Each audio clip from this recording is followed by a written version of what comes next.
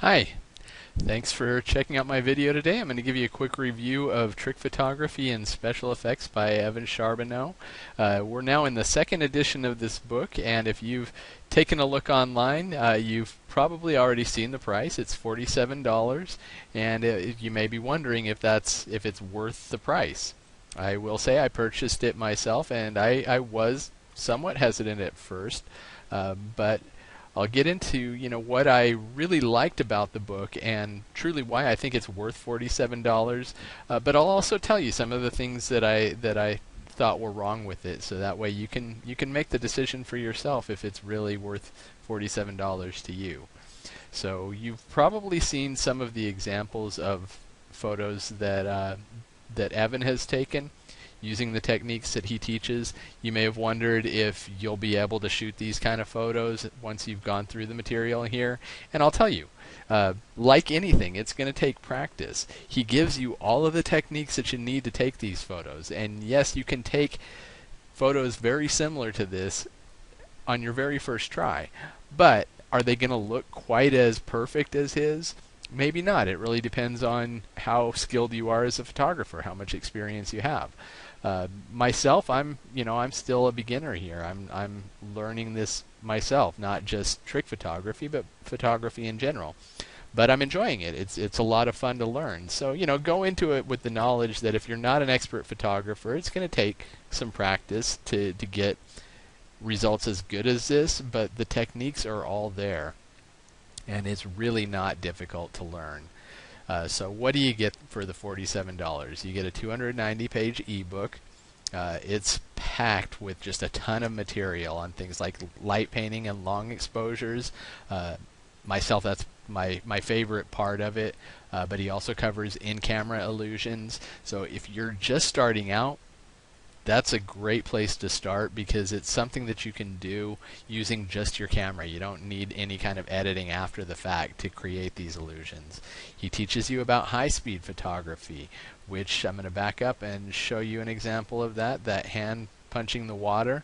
That's exactly the technique that he teaches.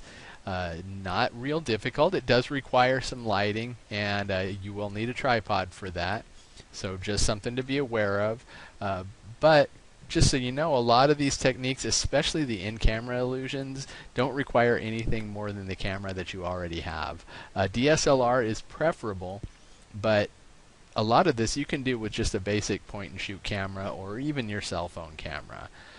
So he also teaches HDR photography, which is a technique where you combine several exposures of the same scene to make sure that each area of the photo is perfectly exposed.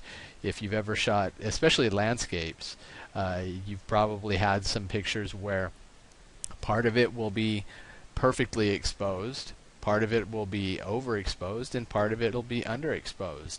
If you shoot several exposures and combine them, the entire photo just comes out perfect. So that's the technique that he teaches in HDR photography. He also talks about panoramas, which can be a really fun technique.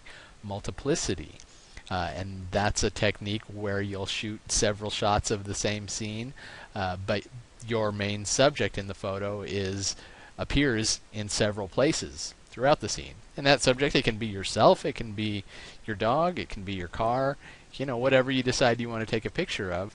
You just shoot several shots and then combine it after the fact to make it look like your subject is appearing several times. It's a lot of fun, and it's not difficult to do at all. He teaches you Photoshop projects, and I mentioned that I was going to explain what I thought were the flaws in this book. To me, this is the biggest flaw. Is he talks about Photoshop, and he doesn't really go too much in detail about any alternatives to Photoshop.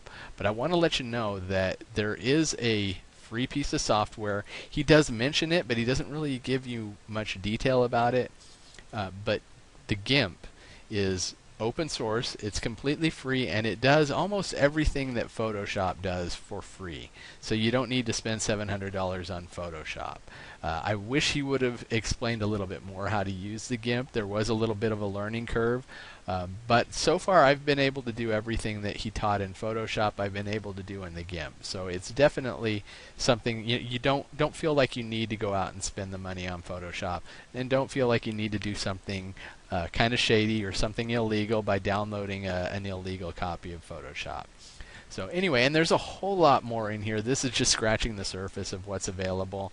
And then beyond the ebook, there's over 9 hours of video that supports the ebook.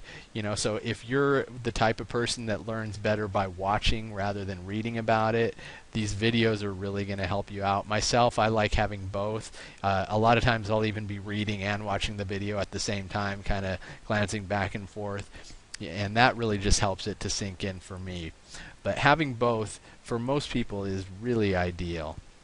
So anyway, I hope that you enjoyed my review here. If you decide that you would like to get this for yourself, it is risk-free to try it out. You get 60 days to try it, and if you decide that you don't like it, they will refund 100% of your money. I have seen no reason to ask for a refund myself. However, I have dealt with ClickBank before, and ClickBank is the company that fulfills this order. They are completely painless when it comes to getting refunds. So if it turns out that you make the purchase and it just doesn't fit for you, you can be completely confident that they will refund your money, no questions asked, for 60 days. So if you decide that you'd like to try that out, click the link right below this video, and I appreciate your time, and I look forward to seeing you soon. Thanks.